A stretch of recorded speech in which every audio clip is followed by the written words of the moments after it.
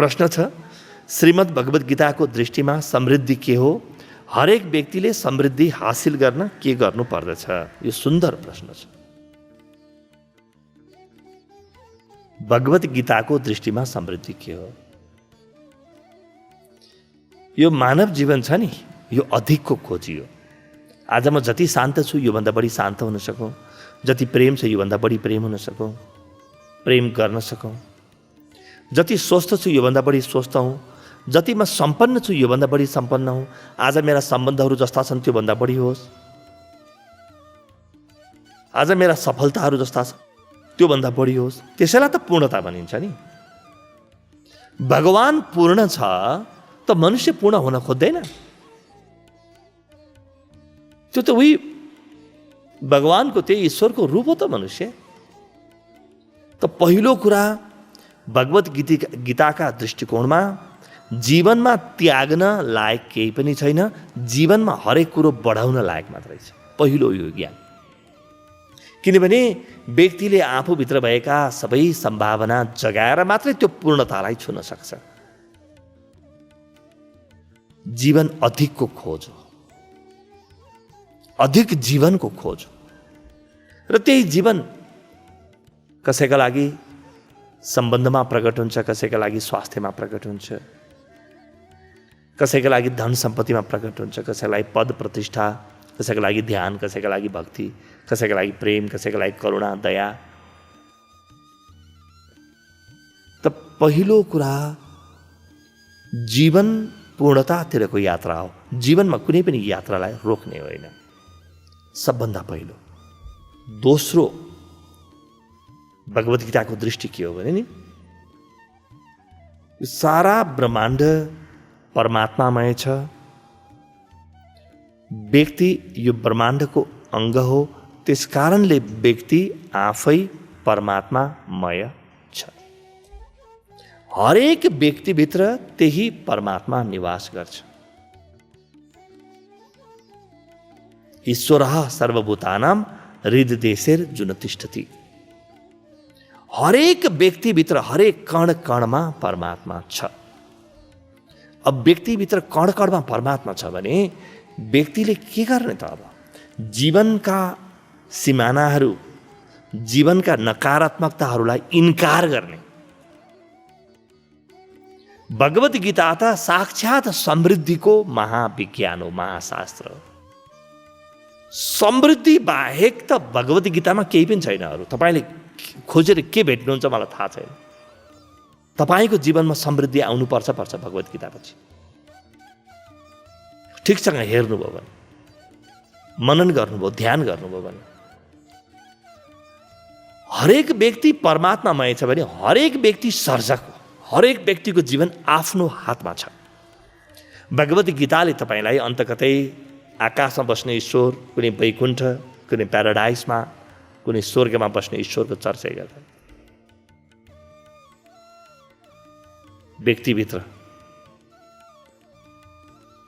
व्यक्तिभित्र परमात्मा छ र व्यक्ति परमात्मामय छ। ब्रह्माण्ड परमात्मा बाहेक केही पनि छैन। त्यस कारणले तपाईँ आफूले चाहे अनुरूपको जीवन निर्माण गर्न सक्नुहुन्छ। आज नै तपाईँका सिमानाहरूलाई इन्कार गरिदिनुहोस्, तपाईँका नकारात्मक सोचहरूलाई इन्कार गरिदिनुहोस् र जीवन असीम छ भन्ने थाहा पाउनुहोस्।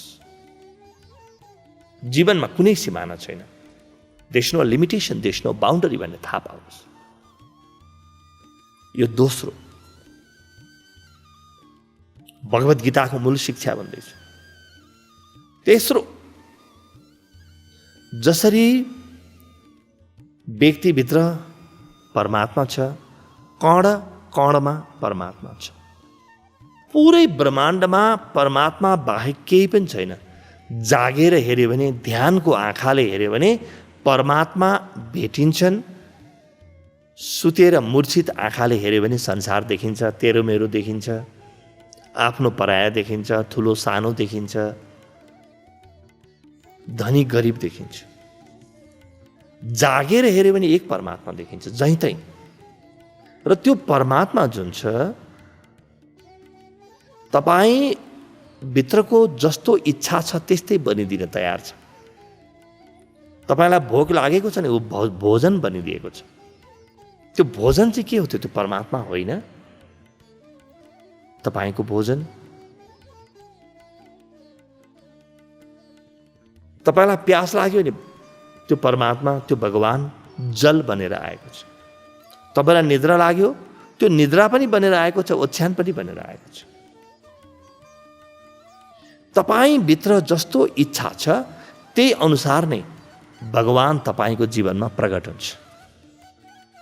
तपाईँको भित्र इच्छा मोज मस्ती गर्ने हो, सुरा र अरू विलासिताका साधनहरूमा जीवन बिताउने भन्ने तपाईँभित्र इच्छा छ भने त्यो परमात्मा मोज मस्ती बनेर तपाईँको जीवनमा आएको छ। ऊ जे पनि बनिदिन तयार छ, बस तपाईँको इच्छालाई उसले पछ्याउँछ। तपाईँको जस्तो इच्छा छ ऊ त्यस्तै बनिदिन्छ, त्यस्तै गरी प्रकट हुन्छ। त तपाईँ गहन समृद्धिको इच्छा राख्नुहुन्छ कि राख्नुहुन्न?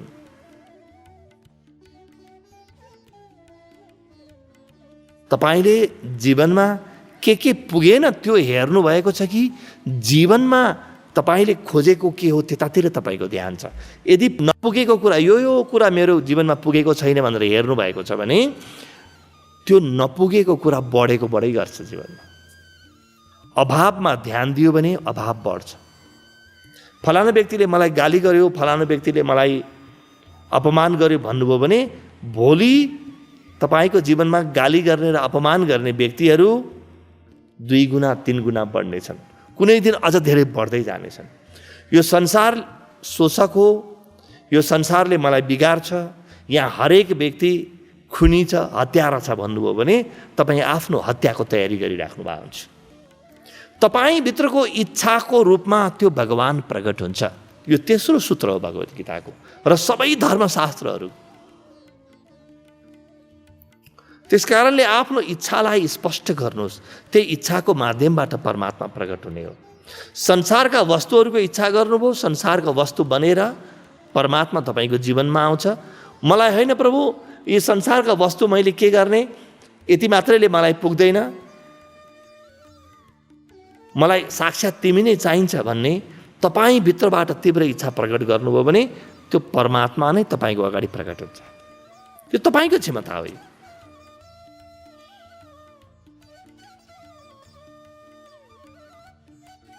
जब तपाईँको जीवनमा प्रार्थना जन्मियो त्यसले परमात्मालाई तानेर तपाईँसँग ल्याइहाल्छ नि, त्यो तपाईँसँग खुबी छ त्यो। किनभने परमात्मा अरू केही पनि होइन, तपाईँको विराट रूप हो, तपाईँको विश्वरूप हो परमात्मा। तपाईँको महा हुनु हो, अनन्त। तपाईँभित्रको जुन अनन्तता छ, तपाईँभित्रको जुन असीमितता छ, त्यही परमात्मा हो। त्यसलाई खोज्नु भएको छैन तपाईँ। र त्यो बाहिर संसारमा पनि मेरो सुन्दर स्वास्थ्य, मेरो उज्यालो अनुहार, मेरो आभा, मेरो कान्ति, मेरो सुन्दर परिवार, मेरा वस्तुहरू, मेरा सामग्रीहरू, मेरा सम्बन्धहरू, यी सबैमा प्रकट हुन तयार छ। बस इच्छालाई ठाउँमा ल्याउनुहोस्। त्यही गर्छौँ त हामी समृद्धि संवाद कार्यक्रममा। के गर्छौँ? आफ्नो इच्छालाई ठाउँमा ल्याउँछौँ। इच्छा ठाउँमा ल्याउने बित्तिकै, इच्छालाई ठिकसँग प्रयोग गर्न जान्ने बित्तिकै त्यो महाशक्ति तपाईँको जीवनमा समृद्धि भनेर प्रकट हुन्छ। भगवत गीताको दृष्टिमा समृद्धि के हो? भगवत गीताको दृष्टिमा समृद्धि प्रत्येक व्यक्तिको क्षमता हो। त्यही भएर त हेर्नुहोस्, भगवान कृष्णको जीवन आफै हेर्नुहोस् न कस्तो समृद्ध छ। उहाँले मथुरा छोड्नुभयो, वृन्दावन जानुभयो, कुनै कुरासँग लगावै छैन। वृन्दावन छोड्नुभयो, कहाँ जानुभयो? द्वारिका नगरी बनाउनु भयो। हेर्नुहोस्, मथुरा छोडिदिनु भयो उहाँले, द्वारिका नगरी निर्माण गर्नुभयो। त्यस्तो नगरी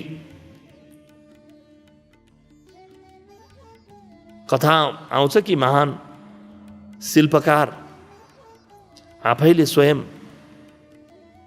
त्यो नगरीको निर्माण गरिदिए रे। त्यो शिल्पकार पनि तपाईँ आफै हो। भगवान कृष्णभित्रको त्यो चेतना हो, त्यसले निर्माण गर्यो र उहाँ राजा भएर बस्नुभयो, यानि वरिपरि समृद्धि सिर्जना गरेर बस्नुभयो। भगवत गीताले तपाईँलाई त्यहाँ त पुर्याउनु पर्यो, कमसेकम भगवत गीताले तपाईँलाई त्यहाँ पुर्याउँछ। त भगवत गीता समृद्धिको जीवन्त शास्त्र हो।